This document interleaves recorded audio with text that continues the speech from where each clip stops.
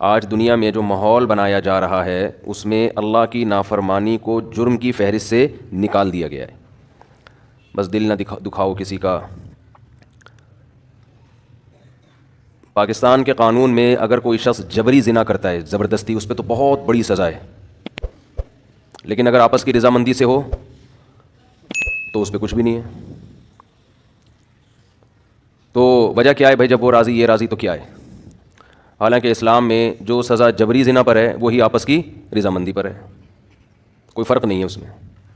فرق یہ ہے کہ جس کے ساتھ جبر ہوا اس کو نہیں ملے گی سزا، وہ مجبور تھا، لیکن جبر کرنے والا یا خوشی سے راضی ہو کے زنا کرنے والا، اسلام دونوں کے بارے میں ایک حکم دیتا ہے کہ 100 کوڑے چوک پہ کھڑا کر کے مارو، اور شادی شدہ ہیں تو پتھروں سے مار کے ہلاک کر دو ان کو. وجہ یہی ہے کہ اسلام کہتا ہے یہ خدا کی نافرمانی کی، آپس کی مرضی سے کیا، میوچل انڈرسٹینڈنگ ہے یا جبری ہوا ہے، اس سے کوئی فرق نہیں پڑتا. آج سب سے بڑا مسئلہ یہ ہے کہ اللہ کو، خدا کو ہم نے اپنی ڈکشنری سے نکال دیا ہے. گھر میں آپ بات کریں اسلام کی، مذہب کی، تو ملا ہے، مولوی ہے، مذہبی ہے، بنیاد پرست ہے. سب سے ہلکا لفظ، سب سے ہلکی بات، اگر میں قسم اٹھا کے کہوں تو غلط نہیں ہوگا، کہ آج گھروں میں، ملکوں میں، قانون میں، اسمبلیوں میں سب سے ہلکا لفظ یہ ہے کہ اللہ نے کہا ہے. یہ اس کی کوئی ویلیو نہیں ہے. جب شعیب علیہ السلام نے اپنی قوم کو سمجھایا نا، تو قوم جب بار بار سمجھاتے رہے، قوم نہیں مانتی تھی.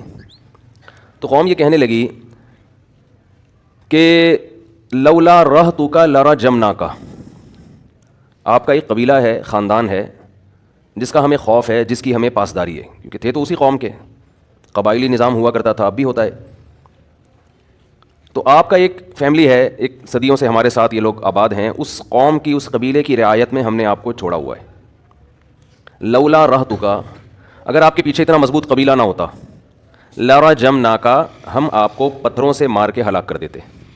وما انت علینا بعزیز، اور آپ ہمارے لیے کوئی بہت ایسے نہیں ہے، کوئی ایسی شخصیت ہوں کہ جن کا خیال ہمارے لیے کرنا ضروری ہو. پیچھے قبیلہ ہے، قبائلی جنگ شروع ہو جائے گی، آپ کے رشتہ دار کہیں گے ہمارا بندہ مار دیا. اس کے علاوہ اور کوئی وجہ نہیں ہے ہم آپ کو چھوڑنے کی، ورنہ ہم کب کے آپ کو قتل کر چکے ہوتے. تو مطلب یہ کہ آپ بس اپنی حد میں رہیں. اصلاتک تأمرک ان نترک ما یفعل ان نترک ما یعبد ان نترک اصلاتک تأمرک ان نترک ما یعبد آباؤنا وان نفعل فی اموالنا ما نشاء. ہم بزنس کیسے کرتے ہیں، تجارت کیسے کرتے ہیں، ہمارا مسئلہ ہے. آپ نماز پڑھیں تو آپ کی نماز آپ کو ہمارے داخلی معاملات میں دخل اندازی نہ کروائے. تو ہمیں آپ کی نماز پر کوئی اعتراض نہیں ہے. آج لوگوں کو ایسا مولوی پسند ہے، بیٹھا ہوا ہے بس روحانی ٹوپی ڈرامے کرتا رہے، وہ شادیاں کراتا رہے لوگوں کی وظیفے بتا کے، اور جن چڑیل بھوت، دم درود، یہ فضول جس کو مولوی کہتے ہی نہیں ہے. تو پتہ نہیں روحانی ٹوپی ڈرامہ آتا ہے تو میرے غصہ کیوں آنا شروع ہو جاتا ہے، کیونکہ اتنا بیوقوف بنا رہے ہیں لوگوں کو کہ مان نہیں رہے لوگ.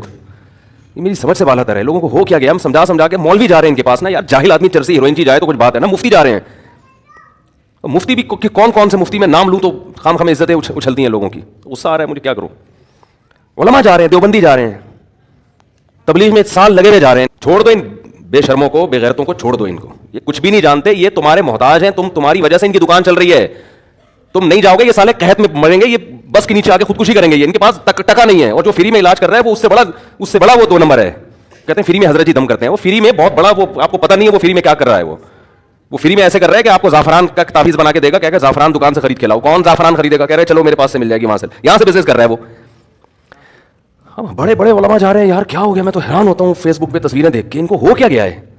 چھوڑو ابھی، پھر یہ میرا ٹاپک چینج ہو گیا تو پھر مجھے غصہ آتا ہے. پھر جاؤ، تمہاری قسمت میں ان روحانی ڈرامے باز لکھے ہوئے ہیں. آج تک ہم نے کسی کے گلے میں دھاگا نہیں باندھا. کوئی باندھ کے آ جائے سسرال سے کھینچ کے نکال کے پھینکتا ہوں میں، کہ ہم یہ پلیتے والے، یہی اسٹائل ہوتا ہے. یہ میں نے کہا یہ جو کالے کالے پٹے ڈالے ہوئے نا گلوں میں، یہ ہندوؤں کے، سکھوں کے اچھے لگتے ہیں، یہ مسلمانوں کے اچھے نہیں لگتے.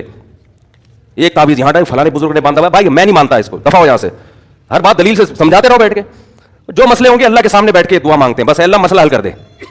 اللہ کر دے گا مسئلہ. یار کیا ضرورت ہے یہ پٹے گلے میں دھاگے، ان کی کوئی انتہا نہیں ہے. ایک دھاگا گلے انگوٹھے پہ باندھا ہوا ہے، ایک دھاگا یہاں باندھا ہوا ہے، ایک دھاگا گلے میں باندھا ہوا ہے، ایک پٹا یہاں باندھا ہوا ہے، ایک فلانے بزرگ سے. چھوڑ دو یار. اللہ چلا کہاں چلا گیا؟ اللہ جس کمبخت کا مسئلہ اللہ سے حل نہیں ہو سکتا، وہ کمبخت دنیا میں کبھی بھی قیامت تک اس کا کوئی مسئلہ حل نہیں ہوگا. اور خواتین کو الو بنائے ہوئے طبیعت سے جا رہی ہیں ان کے پاس. کوئی امریکہ میں بیٹھا ہوا ہے وہ روحانی ٹوپی ڈرامہ، کوئی لندن میں بیٹھا ہوا ہے، کوئی گلشن معمار میں بیٹھا ہوا ہے، کوئی جناب کوئی وہاں بیٹھا ہوا ہے، کوئی وہاں بیٹھا ہوا ہے، اور سیلفیاں لے کے نا حضرت جی میرے پاس آتے ہیں. ایک بہت بڑے عالم ہیں, واعظ ہیں, خطیب ہیں, بہت بڑے, نام نہیں لوں گا, سب جانتے ہیں ان کو. ان کے پاس ایک پھلترو میں نے دیکھا, وہ جہاں جہاں جا رہے ہیں وہ پھلترو ان کے ساتھ نا. میں نے کہا حضرت اتنے بڑے یہ پھلترو حضرت نے کیوں رکھا ہوا, یہ کیا ہے ان کا؟ یا تو ان کا داماد ہے, ان کا بھائی ہے, ان کا ماموں ہے, تو چلو یار ماموں بھانجوں ساتھ ساتھ ہوتے ہیں, یہ ہے کیا, کوئی بہت بڑا بزرگ ہے, کوئی خلیفہ ہے, کیا ہے؟ انہوں نے کہا حضرت جی پہ نظر بہت لگتی ہے ہماری حضرت کو اور تکلیف ہوتی ہے, تو حضرت نے یہ دم کرانے کے لیے رکھا ہوا ہے. بہت بڑے عالم ہے, نام نہیں لینا چاہتا میں, وہ غصے ہو جائیں گے, سب جانتے ہیں ان کو. اللہ کا شکر ہے میں ان پھلتروؤں سے کبھی متاثر نہیں ہوتا. میں نے کہا حضرت سے بولو, ان کے شاگردوں سے میں نے کہا اس پھلترو کو ہٹاؤ یہاں سے, یہ آپ پہ سوٹ نہیں کرتی یہ چیزیں. کوئی تکلیف ہے علاج کراؤ, اللہ سے دعا مانگو, دم کر لو خود ہی, اپنے کسی استاد سے دم کروا لو بس. میں نے کہا یہ کمبخت یہ جو پھلترو ہے نا, ان بزرگ کے نام پہ کروڑوں روپے کما رہا ہوگا کہ میں حضرت جی کو دم کرتا ہوں. لوگ کہیں گے یار جو حضرت جی کو دم کر رہا ہے وہ دم دمادم ہوگا کہ نہیں ہوگا, وہ تو دم دمادم ہے وہ تو. میں نے کہا پتہ نہیں پھلترو کمبخت کتنے کروڑوں روپے کما رہا ہے اور کچھ بھی علاج نہیں ہو رہا. جو بیماریاں جیسی تھی ویسی کی, ایک وہم ہو جاتا ہے بزرگوں کو بھی بعض دفعہ یار شاید کچھ ہو رہا ہو.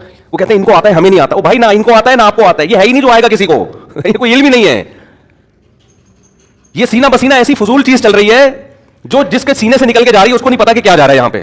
اس میں کوئی مفتی ہو, کوئی عالم ہو, کوئی بزرگ ہو, میرے سامنے حوالہ نہ دیا کرو کہ حضرت جی اتنے بڑے ہیں, جب وہ اس کو روحانی عامل مانتے ہیں آپ کون ہوتے ہیں؟